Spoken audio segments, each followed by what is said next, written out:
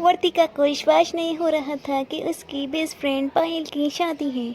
तो उसने कहा, वाह विलेज जाना है, पायल की शादी है। तो उसने अपने वालिदैन से इजाज़त ली पायल की शादी में जाने की।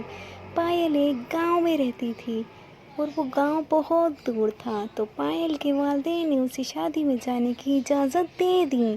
तो फिर वो जाने लगी। 2 ही दिन बाद वो अपनी दोस्त की शादी के लिए घर से निकल गई। तो जा रही थी गांव की तरफ तो उसे कुछ आवाज़ सुनाई दी। उसने पीछे मुड़कर देखा, एक शख्स दरख्त में अपना सर मार रहा है।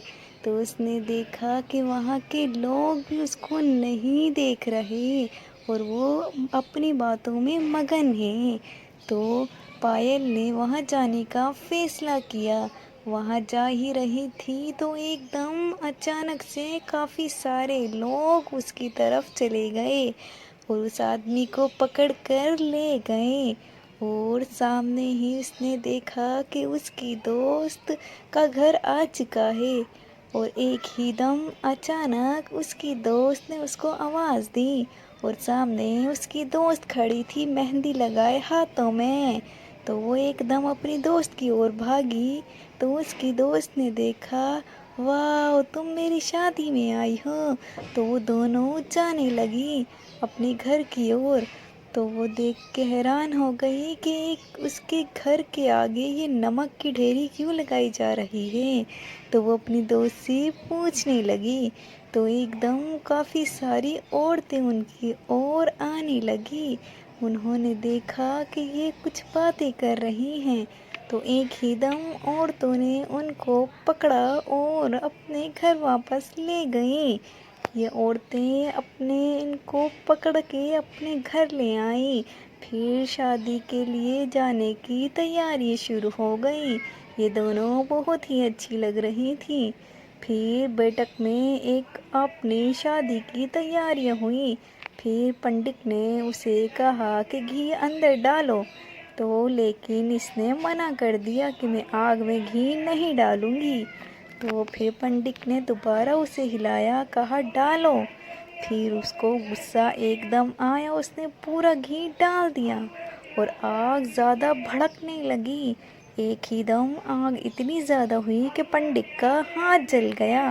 हाथ जलते ही उसकी दोस्त देखने लगी, ये क्या हुआ।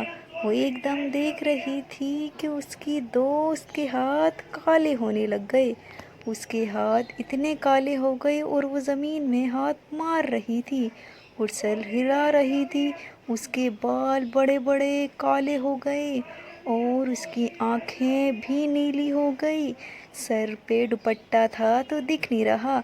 गांव के सभी लोग देखने लगे, ये क्या माजरा है। गांव के लोगों को पता था यहाँ एक जिन आत्मा रहती है, तो लेकिन इसकी दोस्त को नहीं पता था। उसने कहा, ये क्या हो रहा है। वो सोचती रही लेकिन गांव वाले कुछ नहीं कर रहे थे। वो गांव वालों को देख रही कि कुछ कोई क्यों नहीं कर रहा। उसकी दोस्त की हालत और ख़राब होती गई और एकदम दुपट्टा उतर गया। उसकी आंखें सुर्ख नीली हो चुकी थी, आँखों के गिर्द नीले नीले धब्बे आ गए और आंखें इतनी लाल हो गईं बहुत ही ज़्यादा। और उसके दांत इतने नोकीले हो गए कि सारे डरने लगे। एकदम उसके बाल भी से भर गए। फिर उसका भाई बाहर गया। एकदम उसने बड़े पंडित को बुलाया, लेकिन और आदमी कोई कुछ नहीं कर रहे थे। तो ये देखकर उसकी दोस्त वकला गई और उसकी ओर जाने लगी। एकदम दोस्त की अम्मी सामने आ गई और कहने लगी, बेटा वहाँ नहीं जाओगी तुम। लेकिन उसको आवाज़ सही नहीं आई।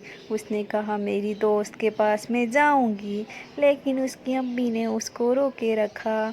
उसकी दोस्त की ये हालत देखी नहीं जा रही थी। वो अपने बाल फाड़ने लगी। ज़ोर ज़ोर से जब वो बाल फाड़ रही थी तो उसकी दोस्त ये देख रही थी सिर्फ उसी को। उसकी आंखें उसी पर टिकी हुई थीं। तो एकदम उसने कहा, क्यों ना मैं आगे जाऊं, लेकिन सामने आंटी खड़ी थी। उसने आंटी को धक्का दिया और वो चली गई। फिर एकदम اس نے اپنی دوست کو آواز دی تو اس کی دوست چپ ہو کر اس کی آواز سننے لگی۔ وہ اپنی دوست کے پاس جا کے بیٹھی تو اس کی دوست نے اس کا گلا دبا دیا۔ وہ گلا دبا ہی رہی تھی تو ایک دم پیچھے سے آواز آئی کچھ پڑھنے کی، کچھ پڑھ رہا تھا پنڈت۔ پھر اس نے اس کے اوپر پانی ڈالا، پانی کے چھینٹے مارتے ہی وہ بے ہوش ہو گئی۔ اس کی دوست بھی بے ہوش ہو گئی۔